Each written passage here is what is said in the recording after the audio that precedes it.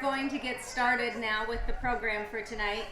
Thank you so much for joining us for the celebration on the Hill and Alumni Award recipients honoring them tonight.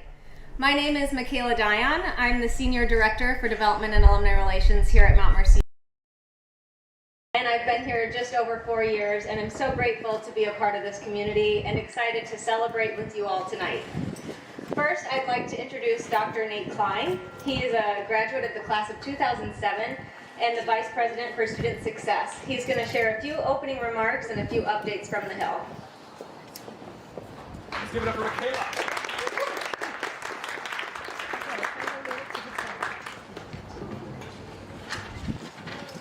So tonight is a true homecoming. I had the pleasure of sitting with the rowdy group of Sisters of Mercy in the back. So I'd first like to start off with a special recognition for any of our Sisters or Mercy associates. If you could please stand or give a wave, and let's give them a round of applause.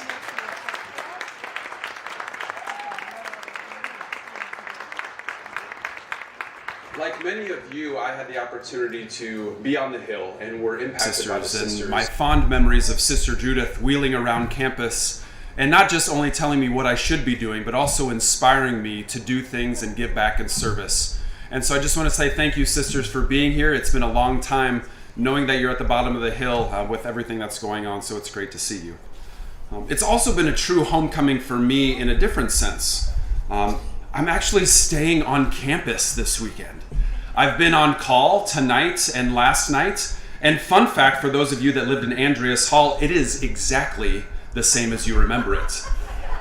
Even the size of the bed, which is about yay big still.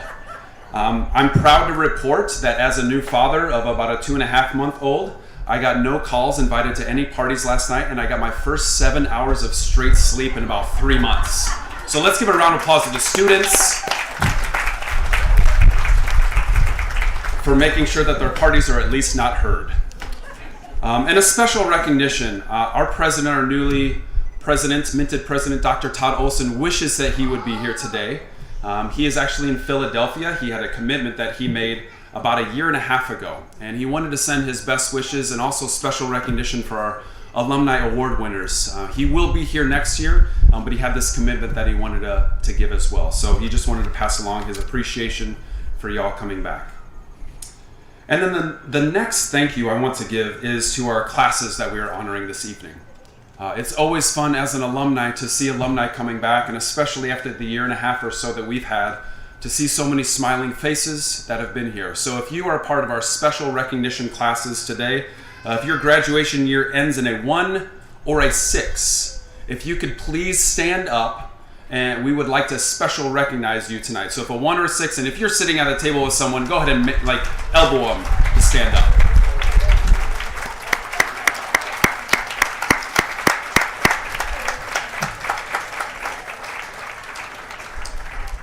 We truly appreciate all of our golden graduates and everyone, and this beautiful evening as well. I want to give a couple more special recognitions to our event staff, who also is an alumni, Elizabeth and her group. Thank you, Elizabeth. To our band that did a wonderful job this evening.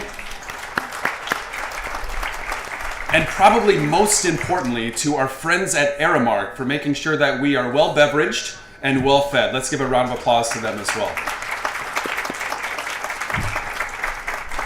We have plenty of food and we already paid for it, so make sure it's not there when we leave, okay? And thank you to the alumni. I think what's really special about a place like this is that we have alumni that not only share of their time, talent, and their treasure, but also of their prayers during a time that we have been struggling with over the last couple of years.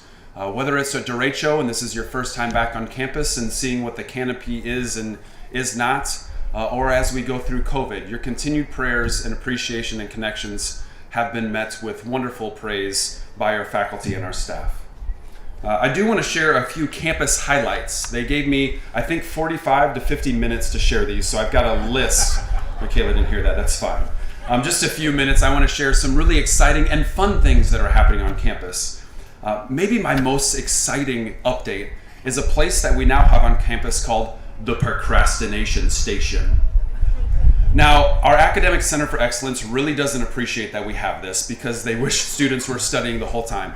But down in the basement of Regina, our gaming club got together over the last couple of years and said, hey, Nate, we would love to create a space to play board games and video games. And so our new student activity fee put in an 86-inch TV, a huge arcade game that has about 1,100 games on it, a big board game table, and word on the street is that within the first week, we had one of our first-year students celebrate their birthday down there and bring cupcakes. So let's give a round of applause to the gaming club for bringing the Procrastination Station to campus. I saw some of the alumni faces like, where was that when I was here?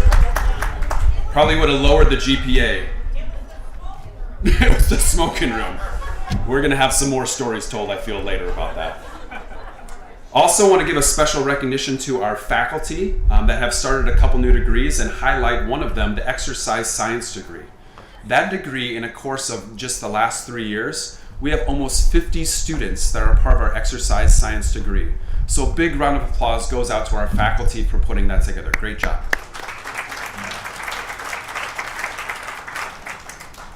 Another special thing that happened last year, I get the opportunity to work with our athletic department. And many of you I know are student athletes or student athlete alum. And last year we had great success both on and off the field. You'll be proud to know that we had the highest grade point average of all of our 500 plus student athletes that we've ever had at a 3.2. And 2 of our teams were ranked in the top 10 in the nation. Our men's and women's bowling team. I don't know if you knew this. Yeah, let's give them a big round of applause. Our women's bowling team was ranked number 1 in the nation much of last year. And just to put this into perspective, it's no divisions. It's NCAA Division I, NAIA, everyone put together. And they ended the year ranked number 1 before the postseason and finished number 6 in the nation, as well as our men's team finished 6th in the nation. So let's give them a big round of applause. And then our softball team. If you have not been out to the Placer Athletic Complex, I would highly recommend a visit at some point in time. Our softball team defended home field, winning the conference championship, and not just stopping there. They beat Grandview, which is always a great thing to do.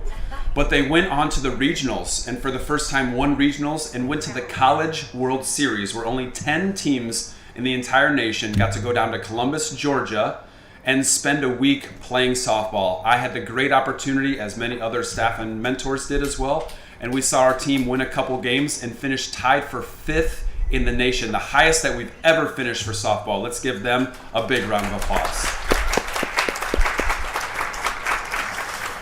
And the last update I wanted to share is something really special because I think all of you probably appreciated this when you were students here, is the opportunity to grow as a leader.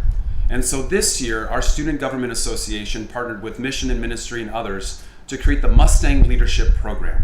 And through this program, students, any student, whether a graduate, undergraduate, online, or even in our non-traditional programs, gets the opportunity to hear from world-class speakers and then also learn about themselves as a leader.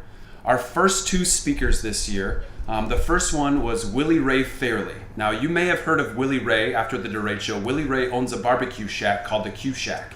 And he went around the community and gave away free barbecue to thousands of people, not just in our community, but when disaster struck in other places as well. And the funny thing is that Willie had never spoken in front of an audience before. He was terrified of the speaking opportunity. And when our students reached out to him, he said, I probably should do this. I talk to people all the time about stepping outside of my comfort zone. And so his first opportunity to speak as a Fortune magazine top 50 world recognized leader was to our students. About 100 students came out. And then second speaker was one of our own Sisters of Mercy, Sister Cora Marie Billings. And she talked about how she has fought through as the first Black sister inducted into the Sisters of Mercy in Philadelphia. She talked about social justice and how we as students and we as a Mercy community can move forward together in healing. And it was a wonderful opportunity. And on top of that, our student government had just started a brand new endowment to focus on diversity, equity, and inclusivity called the Sister Cora Marie Billings Diversity, Equity, and Inclusion Endowment. And so I want to give a big round of applause to our student government for putting something into place that will last beyond their time here. It's It's really funny, when I was a student, I always thought when we had some money as a student government, let's bring together a band, let's put on a big concert, and you would be so proud of these students because they're thinking beyond themselves and beyond their time here, which I think is really special. And so I want to close out today with some homework for y'all. So if you have a pencil, you can write it down. If you're recording, we'll make sure this is available as well. It's 4 things, and as a former business professor, I figured that they had to rhyme, so I put them together so that you could remember.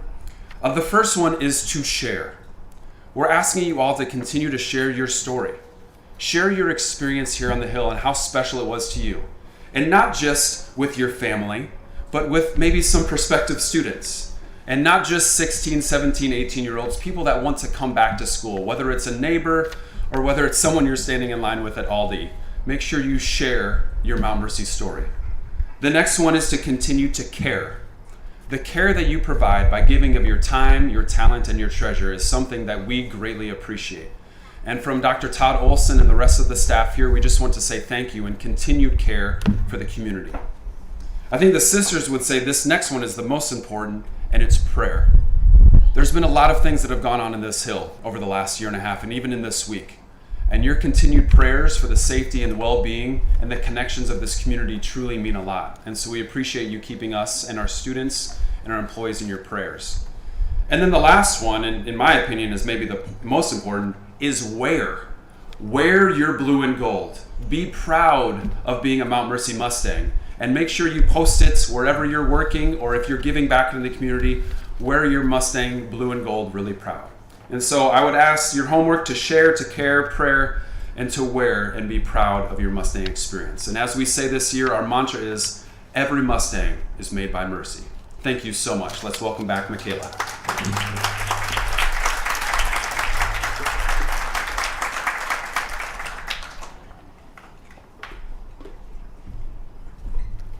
Thank you, Nate. It really is always a great day to be a Mustang here at Mount Mercy. Next, I'd like to introduce Mary Judge Merchant. Mary is a graduate of the Mercy Hospital School of Nursing, class of 1961. So her and her classmates are celebrating their 60th year reunion this year. Mary had a varied career in nursing, retiring after 16 years as a research assistant in family medicine at the University of Iowa Hospitals and Clinics. I invite her up to share a special announcement with all of you.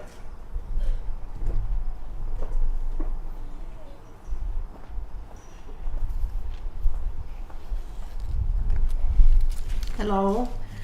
I'm reminded my nickname was Mudge because my name was Mary Judge and they reversed the initials.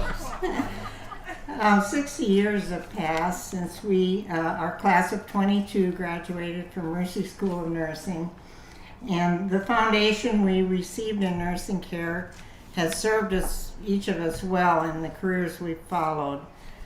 I was helped by scholarships that I received from my hometown groups and that paid for part of my nursing education. After I graduated, I moved to San Francisco, California, along with 2 other Mercy nursing graduates, and worked a year there and learned of a federal traineeship that paid for nurses to get their Bachelor of Science in Nursing. So I entered that program and completed it at University of San Francisco. Later on, I applied for the same kind of federal traineeship and got my master's in nursing education. Without these funds and assistance, I would not have been able to pay the tuition and realize these goals. I feel it's very important to help students realize their educational goals, especially today with the high cost of tuition and going to college. My mother's career in nursing illustrates this point. When she was 14, her father and a teenage brother died in the 1918 pandemic, flu pandemic. This changed her life drastically. She went to work as a home helper for a lady in town, and this woman recognized her potential and her abilities and paid for a year of business school in Des Moines, Iowa. She completed that year and then read in the paper an ad for nursing school in Chicago. It's no longer there. I tried to locate it, but they would provide free tuition, room and board for people who wanted to, mainly women who wanted to become nurses. And in exchange, the nurses worked in the hospital. So she went to, she took the train to Chicago and entered that and completed that program and earned her diploma in nursing, which she then worked in many fields and areas of the country. I always loved her stories. She married a man who was my father, who was a farmer near Ames, and they were married 10 years and he died suddenly of a heart attack, leaving her with 3 young children. So nursing became a lifeline. Her career in nursing was a lifeline for our family. So I strongly believe and she wouldn't have been able to do this, to become a nurse, without somebody helping her. I think this story has relevance today because we're experiencing a second pandemic, COVID-19, and nurses are at the forefront of this fight of caring for patients, educating people about the importance of prevention, and providing information to people. We need men and women to choose nursing as a career, and more so than ever. They're courageous in their work in the hospitals and in the communities. I noticed in a Mount Mercy newsletter that a former graduate, Abby Heidman, in class of 1964, had, she and her class sponsored a scholarship, an endowed scholarship of $25,000 to help defray the costs of education for students entering nursing. So I contacted Lana Drulo in Alumni Relations and asked if we could do something like that, the class of 1961. And she helped reach out to all the classmates that we have, and we're able to announce that scholarship tonight. We've nearly reached the goal of $25,000, which will help defray the costs of education for students entering nursing. I'm very happy about that.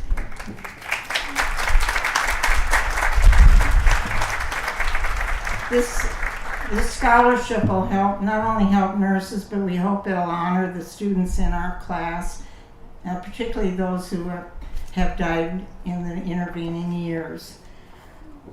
I also should mention that one of our classmates, Paula Martin Harold, and her husband Ron have been very generously contributed to the College of Nursing with a naming gift, and that is wonderful.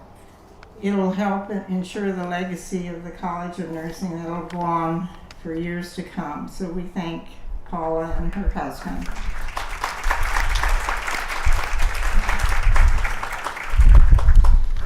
My hope, I guess I've said it, is that this scholarship will continue to grow and people will feel free to add to it and contribute to the education of the young people, or not so young sometimes, who want to enter nursing.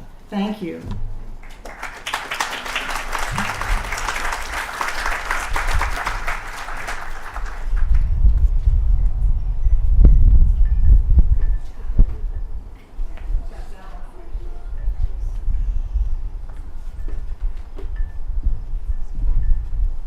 Thank you, Mary, to you and your classmates for the difference you are all making here on the Hill for students. I know for me, my college education wouldn't have been possible without scholarships either, so thank you, Mary. Next, I'd like to introduce Kathy Harriet. Kathy Harriet is a class member of the class of 1987, and she is serving as the Alumni Board President. She will introduce all of our Alumni Award recipients, and they will each be invited up to speak and share a few words with all of us on their accomplishments since they've graduated here from Mount Mercy.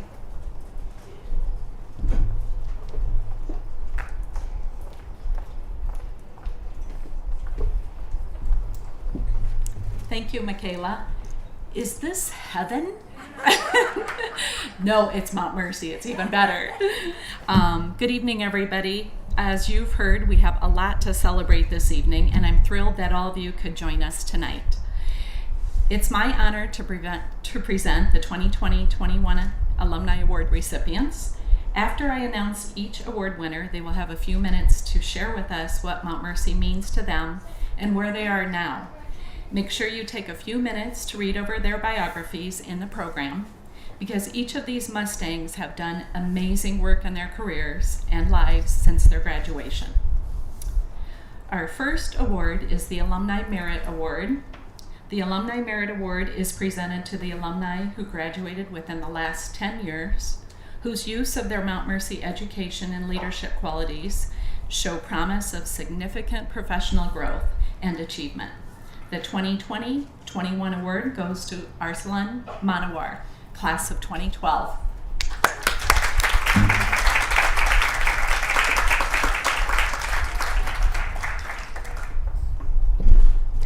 Thank you, Kathy, and thank you so much to Joy Oaks for nominating me for this. It's very humbling. Thank you to my amazing wife, Crystal, for being a light of hope in my life, my amazing sister-in-law, Vanessa, for joining us, and Ann King for being just a beacon of light during my time here at Mount Mercy. I'm going to keep this really short. Thank you to all of you for being here. I really am just so grateful to see all of your faces.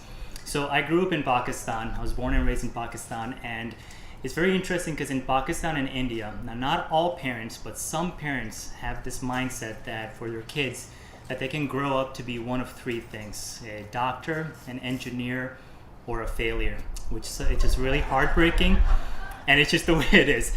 But I was very blessed to have parents that, encouraged us to follow our creativity and our passion. So we moved here to America, immigrated here, knew 0 words of English, and here we are today. I was the first in my family to go to college and graduate, and Mount Mercy was so amazing to be a part of that journey for me. But one thing that I want to share before I take off here is I am a huge proponent of mental health. Mental health is a huge part of my life. I'm a huge advocate of it. So, I started a podcast. I started all these things to show the youth in Pakistan, India, and around the world that you can be whatever you want. You can be this creative human being that you want to be.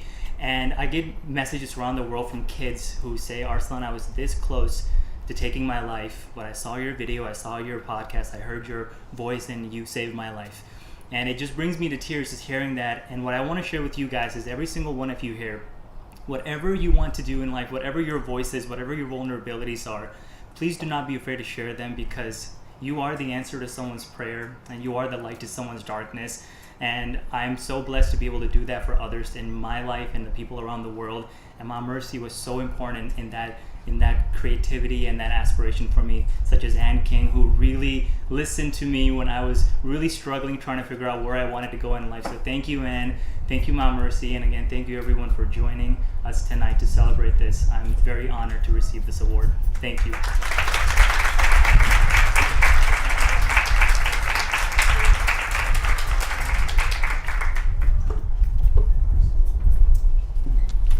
Thank you, Arslan. Next, the Professional Achievement Award is presented to a graduate for significant contribution or achievement in their chosen professional field. The 2020-21 award goes to Dr. Ann Pleiss Morris, class of 2002.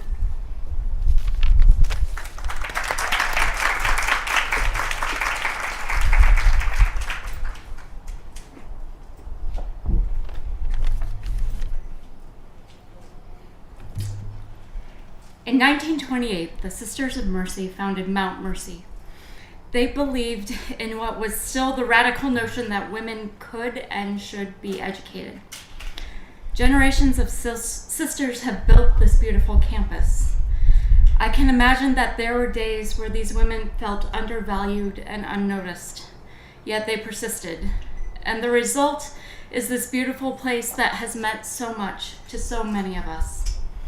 And I am grateful to have this moment to acknowledge those people who made my time on the Hill so special. I'm writing a book about female playwrights in the time of Shakespeare, and one of these women is Margaret Cavendish, and she writes that there is no place so edifying to youth as theaters, not only to be spectators but actors, for it learns them gracefully behaviors and demeanors and puts spirit and life into them.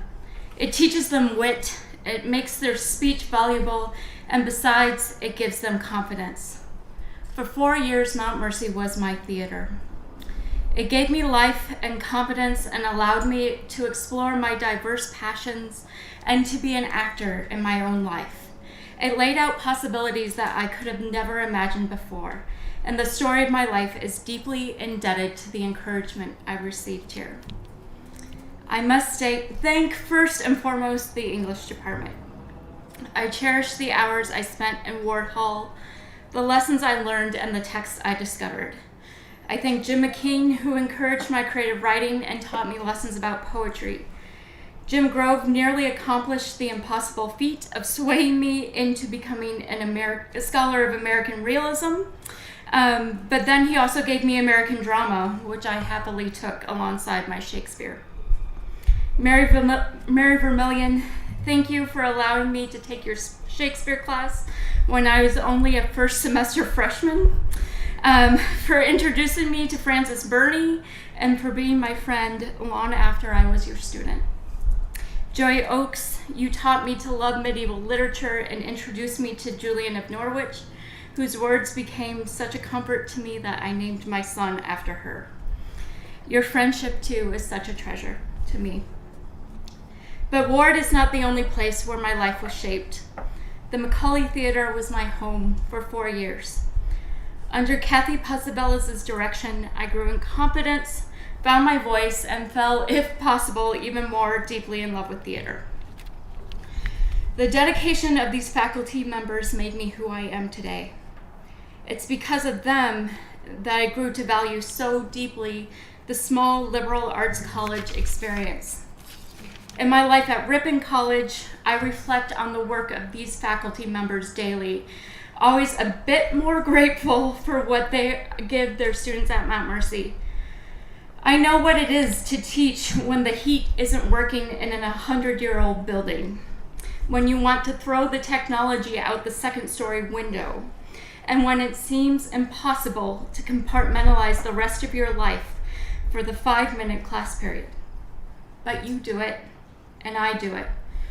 I do it because I know the gift that you gave me, and I know how important it is that I join you as we attempt to preserve life at small liberal arts colleges for future generations of students.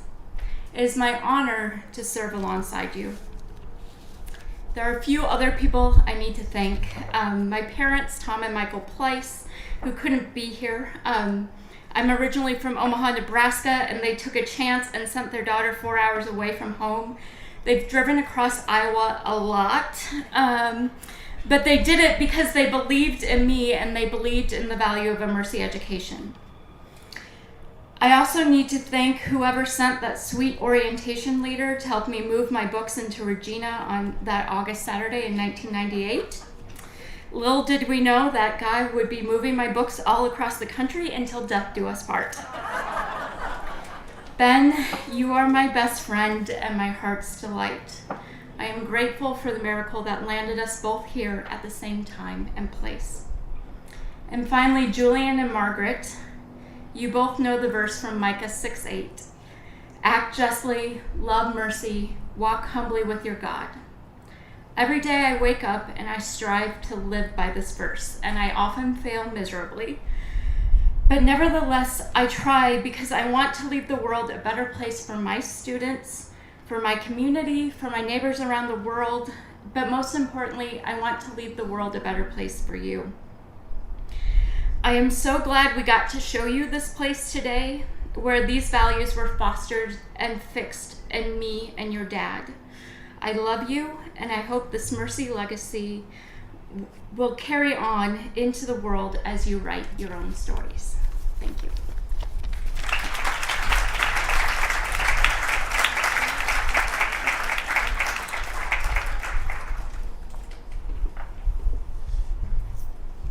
Thank you, Anne.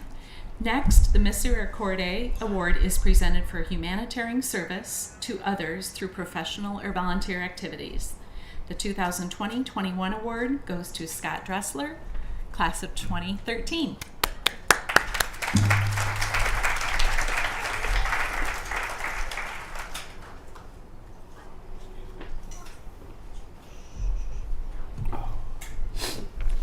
Good evening. Thank you all for coming to this event this evening. I'm truly humbled and honored to be recognized. More than that, I'm a bit overwhelmed by it.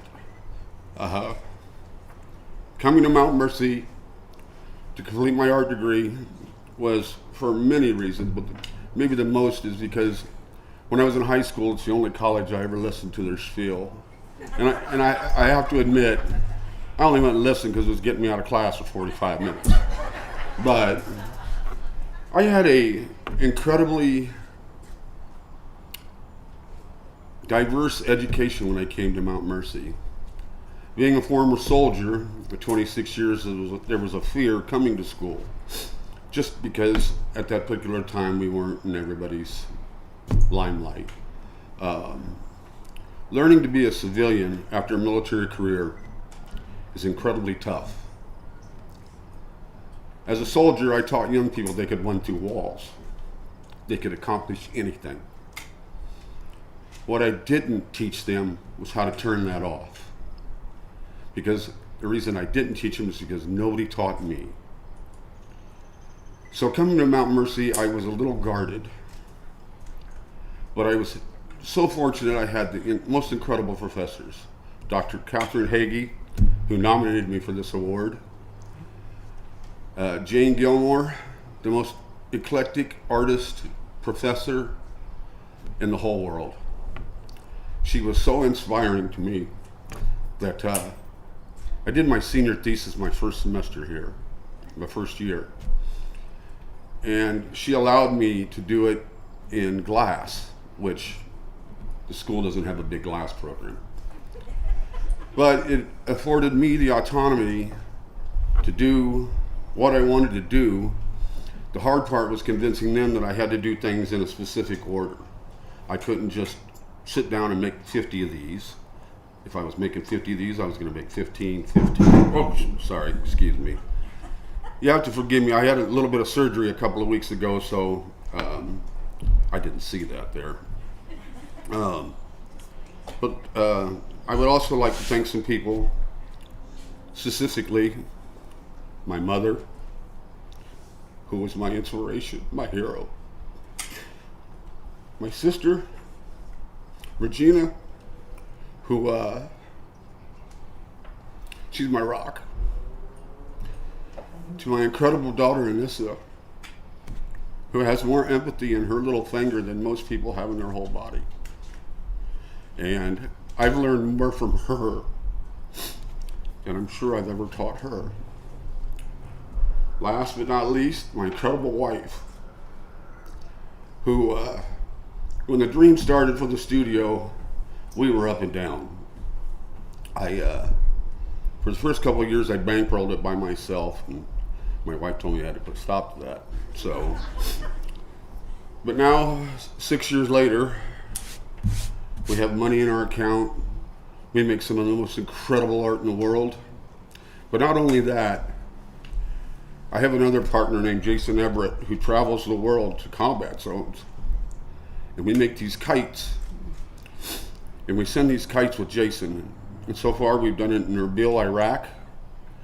If people don't know what Erbil should be the capital of Kurdistan. He's taken them to Puerto Rico, Sri Lanka, Nigeria, and somewhere in the near future there's going to be a mission to Afghanistan. While I don't go with him to these countries anymore, our studio provides the most incredible kites, And if he gives those kids in those combat zones 15 minutes, 20 minutes, an hour of peace and happiness, it's worth everything in the world to me. Because I truly believe that our children and my grandchildren will get it right. There's no need for big armies. There's no need for missiles. I would have never said that 10, 15 years ago. But now that I can see the other side and feel it, it's time for it to end. Lastly, one of the purposes of the studio is 22 veterans commit suicide every day. That's not right. Most of them do that because they're too afraid to ask for help. Why are they afraid to ask for help? Because people like me taught them they could run through walls. And we don't see that until it's over. So if you take one thing from me today, there's two little words that are the most powerful in the world, and it's thank you. So on behalf of that, I am truly grateful for this award. Never did I ever believe I would stand in front of a room of people getting to talk about what I love best, and that's our studio. We're making a difference. And that's for the sisters, because you're the one that teach us what it's truly like to provide somebody something. And those two words, thank you, or a smile on somebody's face knowing that you helped them, are worth more than anything in this world. Thank you for your time, and God bless you all.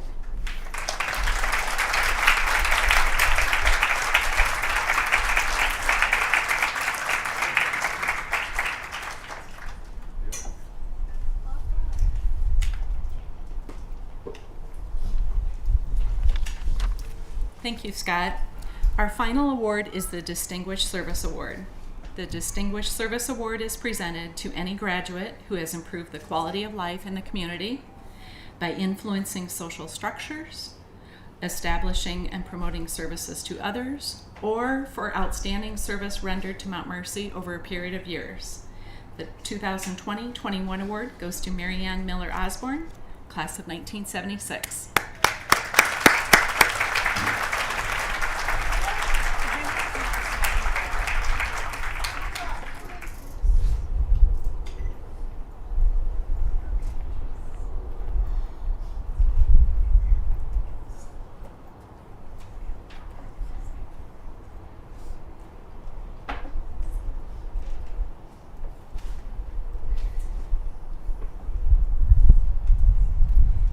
Did you notice that I'm the only one whose year started with 19 instead of 20? Thank you very much, Kathy, for the introduction. It's an honor to be recognized this evening by Mount Mercy University. They have a very special place in my heart, have for 45 years. I would like to thank Dr. Mary Tarbox for this generous nomination. I'd also like to congratulate the other recipients this evening. It truly is an honor to be recognized with you.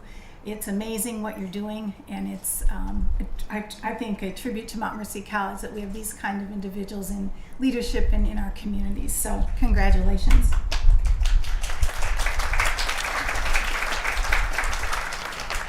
As I said, Mount Mercy is very special to me. It's certainly where my career began. It's difficult to capture in a few minutes the appreciation and respect I feel for the many faculty that touched my life. So many Sisters of Mercy in the 1970s. And I just would like to acknowledge a few of them. Those of you that have been here since the 1970s will recognize Sister James Marie, Sisters Sienna, Gloria, Kevin, Gladys, Rebecca, Roberta, Pauline, just to name a few. They role modeled women in leadership and taught us to think, question, learn, and contribute. They also role modeled that service begins with first discerning the Father's will, second, following the Son's example, and third, relying on the grace and help of the Spirit. I am very grateful for their examples. My first true leadership role was as a resident advisor on 6th floor Regina, and I'm really glad to see some of my 6th floor Regina folks here tonight. I learned a great deal about consensus building, conflict management, an appreciation of diverse perspectives. And I learned that leadership is rewarding. Funny how my perspective changes over time. When I remember seeing some of the old alumni come back, I thought they were ancient. Now it doesn't seem so. I made lifelong friends here on the Hill, several of whom also worked with me over the years at St. Luke's and Unity Point. We often spoke of the great nursing education we received at Mount Mercy and actively sought to hire Mount Mercy graduates, sometimes with friendly competition among us to hire the best of the best. Thank you to my Mount Mercy friends and my special Unity Point friends and colleagues for being here this evening with me. Without you, it would have been work, but with you, it has been fun-filled and rewarding career. And of course, a huge thank you to my family for their love and support over the course of these many years. I'm especially grateful to my parents, who silently sacrificed over the years, and I will say silently, to make it possible for us kids to attend Catholic schools. Faith, service, and the value of education were instilled in us at an early age.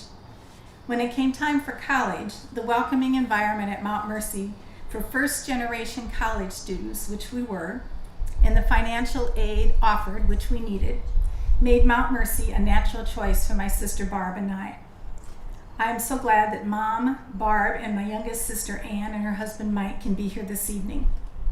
Ann's sort of an alumni. She spent some younger sister weekends in the dorm. Dad would have loved to have been here. He was always so proud of our accomplishments. I am sure he is smiling down from above. And finally, thank you to my husband Sam, who is my best supporter.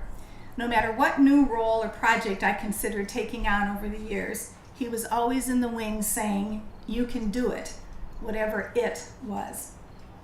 Thanks again to Mount Mercy for this honor, but mostly thank you for setting me on a path for success 45 years ago.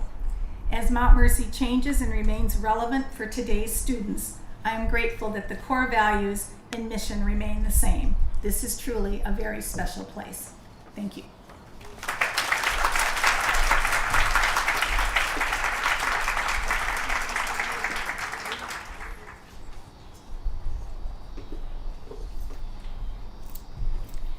Thank you, Marianne. Very inspiring.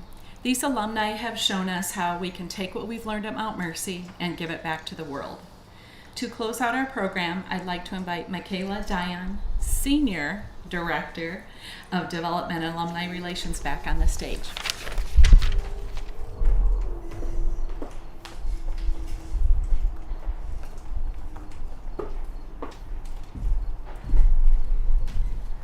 Wow, what an evening it has been.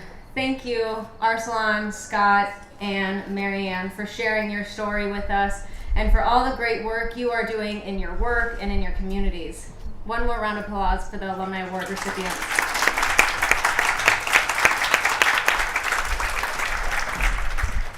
I'd also like to thank Kathy Harriet for her work on the Alumni Board, as well as the rest of the Alumni Board, for the work that they do for your alma mater, for keeping you engaged, and I just am so grateful for that group. So thank you to the Alumni Board.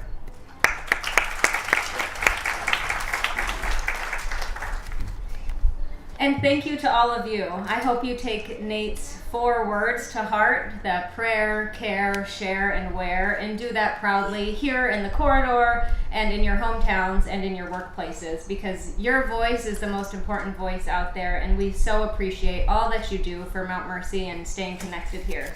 I just have a few more announcements before you can get back, grab some food and another drink before the end of the night.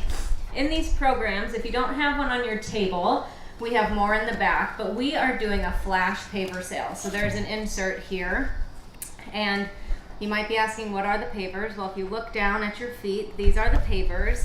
And through the end of the month, we're doing 50% off those small dark gray pavers.